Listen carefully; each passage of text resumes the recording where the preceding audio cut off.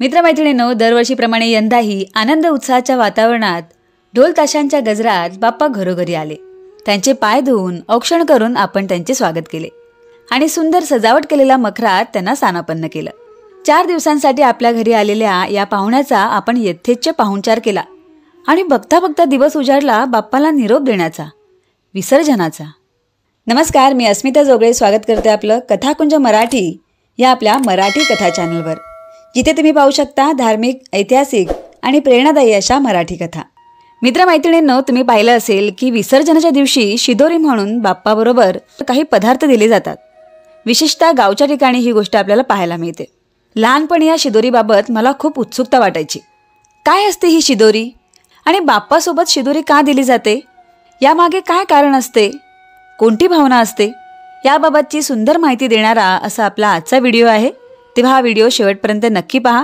Video जर तुम्हाला आवडला तर व्हिडिओला लाईक करा, शेअर करा आणि अशाच माहितीपूर्ण व्हिडिओसाठी कथाकुंज मराठी या आपल्या चॅनलला सबस्क्राईब करा। चला तर मग सुरुवात करूया आजच्या व्हिडिओला। मित्रमैत्रिणींनो, प्रत्येकजण आपल्या श्रद्धेप्रमाणे, रीतिभातीप्रमाणे आणि सोयीसवडीनुसार 1.5 दिवसापासून ते 21 दिवसांपर्यंतच्या गणपती बाप्पांची स्थापना करत असतो।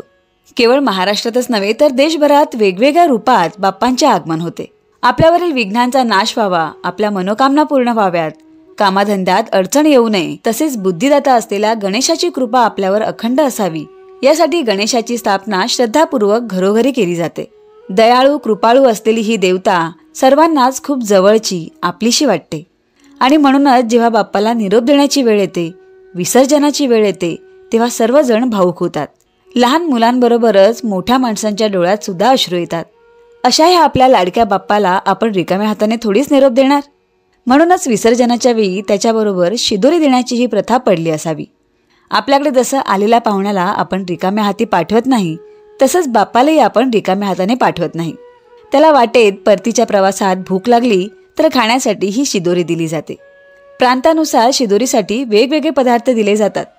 काही भागांत शिदोरीमध्ये बाप्पाचे आवडते मोदक दिले जातात, तर काही भागांमध्ये दही भात, दही पोहे, हरभरा डाळ इत्यादी पदार्थ दिले जातात। कसं आहे ना मंडळी, बाप्पाकडे आपण नेहमीच काही ना काही मागत असतो। या शिदोरीच्या निमित्ताने ना आपण बाप्पाप्रती असलेली आपली भक्ती, प्रीती, काळजी, कृतज्ञता जणू व्यक्त करत असतो।